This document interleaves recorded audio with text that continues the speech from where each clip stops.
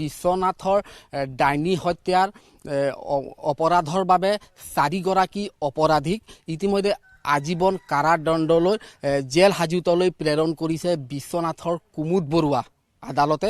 এই মুহূৰ্তত মই উপস্থিত আছো সেইগৰাকী মহিলা বাসগৃহত আৰু কেমেৰা পাৰ্চন শান্তনুৱে দেখুৱাই আছে।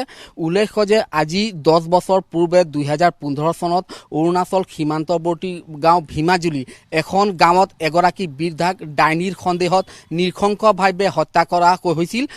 অনিমা ৰংহাংপি আৰু দিলিৰাম বেৰ নেতৃত্বত প্ৰায় 30-35 জনীয়া এটা দলে লেইলা উৰাঙৰ মাতৃক ডাইনী সজাই ঘৰৰ পৰা চুচৰাই নি নদীৰ পাৰত শিৰচ্ছেদ কৰিছিল আৰু 10 বছৰৰ মূৰত আজি এই পৰিয়ালে ন্যায় পালে আৰু এইজন হৈছে সেই লেইলা উৰাং। এখেতৰ মাতৃক আজি 10 বছৰৰ পূৰ্বে আজি এখেতে ন্যায় পাইছে। 10 বছৰৰ পিছত আপুনি ন্যায় পাইছে, কি ক'ব?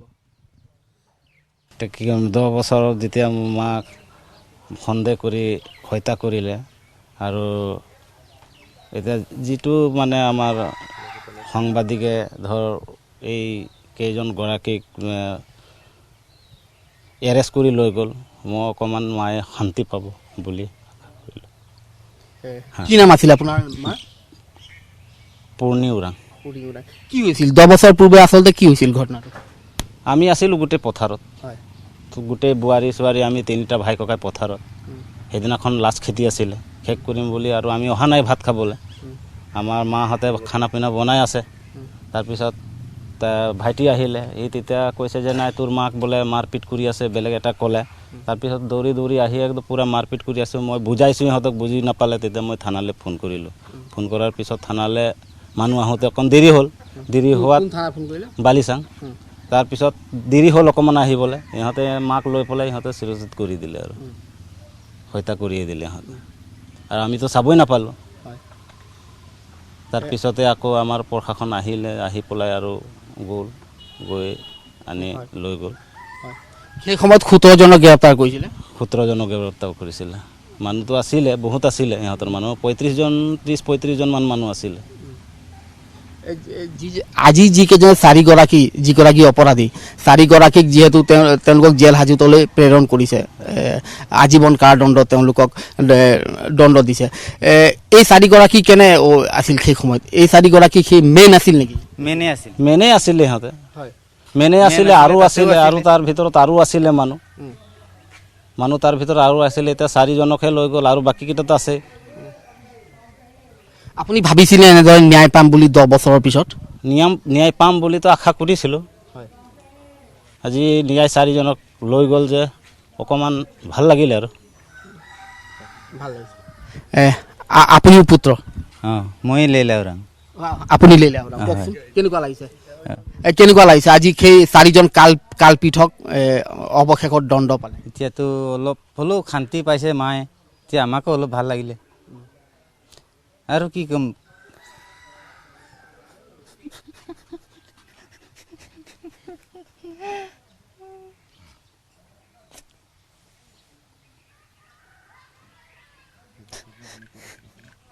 সেইদিনা ক'ত আছিল আপুনি? মই পথাৰত আছিলোঁ, মই কঠীয়া ল'ব আহিছিলোঁ। মোৰ এই ল'ৰাটো সৰু আছিলে, ইমানটোৱে আছিলে। তেতিয়া মোৰ ঘৰ আইতাত আছিলে। মই ইফালে পৰা সিহঁতক সুধিলোঁ ক'ত যাওঁ, সিহঁতে ক'লে এইফালে যাওঁ। এতিয়া মই কঠীয়া লৈ গ'লোঁ। মোৰ চাইকেলত চল্লিছ মুঠামান কঠীয়া আছিলে। সেইখনত মই চিধা গুচি গ'লোঁ। মই সিফালে ঘৰতে কিবা হ'ব বুলি মই তেনেহ'লে চাইকেলে পেলাই আহিলোঁ হয়। কি ক'ম, মই ক'লে একদম মানে খঙে উঠি যায়। কি ক'ম আৰু, ভগৱান। আজি ন্যায় পাইছে আপুনি? পৰিয়ালবৰ্গ ভাল লাগিলে, যি হ'লেও ভাল লাগিলে। এতিয়া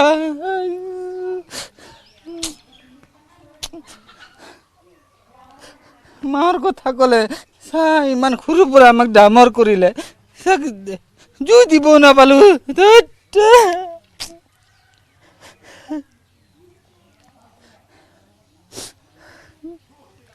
তেওঁলোকে আপোনাৰ মাক ডাইনী ইয়াৰ পৰা লোৱাটো মই নাজানো, মই ৰাস্তাতে সুধিছোঁ।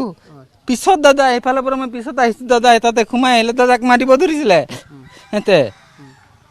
দাদাক ক'লো ব'ল ইয়াতে নাথাকিবি, ঘৰত ব'ল। দাদা আহিলে তাৰপিছত আহিলে আকৌ আমাৰ বালিচাঙৰ কি পুলিচবিলাক তাৰপিছতে মই নিজে গ'লোঁ চাইছোঁ মাৰ মাত কি বোলে মূৰটো এক চাইড দেহাটো এক চাইড মই উঠাই পেলাই যেনে তেনে আনিলোঁ ইয়াৰ পৰা এনে এইফালে আনিব নিদিলে এইফালে পৰা আনিলোঁ যেনে তেনে নদী আজি 4গৰাকী সেই ব্যক্তিক জড়িত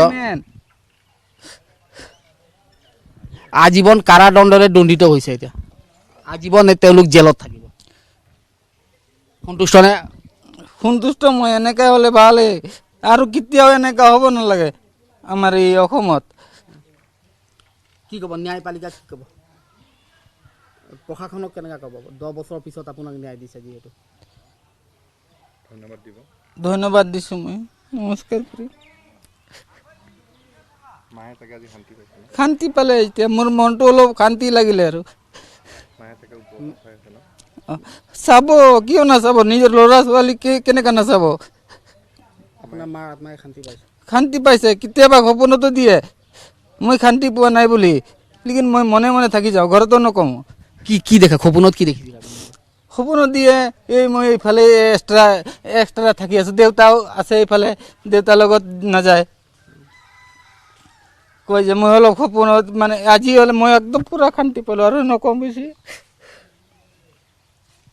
হয় এওঁলোকে আচলতে দেখা গৈছে ঘৰ পৰিয়ালো যথেষ্ট সন্তুষ্ট কিয়নো 10 বছৰৰ পিছত তেওঁলোকে ন্যায় পাইছে স্থানীয় লোক আছে মই তেওঁলোকৰ পৰাও মনৰ কথা জানিবলৈ চেষ্টা কৰিম আপোনালোকৰ এই ভীমাজুলি গাঁৱৰ 10 বছৰৰ পিছত পৰিয়ালে ন্যায় পাইছে কি ক'ব নিশ্চিতভাৱে অত্যন্ত নিদাৰুণ গাথা তেওঁলোকৰ পুত্ৰৰ পৰা আপোনালোকে গম পাইছে আমি ন্যায়পালিকাক আমি আন্তৰিক ধন্যবাদ জ্ঞাপন কৰিছোঁ অতিৰিক্ত জিলা আৰু সত্ৰ ন্যায়াধীশে যি ধৰণৰ ন্যায় প্ৰদান কৰিলে সেই ন্যায়ে কিন্তু এই যি পৰিয়ালটোলৈ এটা সুবাৰ্তা কঢ়িয়াই আনিছে 4গৰাকী ব্যক্তিক যি ধৰণে কাৰাৰুদ্ধ কৰিছে 4গৰাকী ব্যক্তি আপোনালোকৰ গাঁৱৰ আছিল হয় এই ভীমাজুলিৰে তেওঁলোক আছিল আৰু তেওঁলোকে ডাইনী বুলি এটা কুসংস্কাৰৰ যি এক চিন্তন মন্থন কৰি তেওঁলোকে যিগৰাকী পূৰ্ণি ওৰাং বুলি কোৱা আইগৰাকীক টানি নি নদীৰ কাষত নি হত্যা কৰি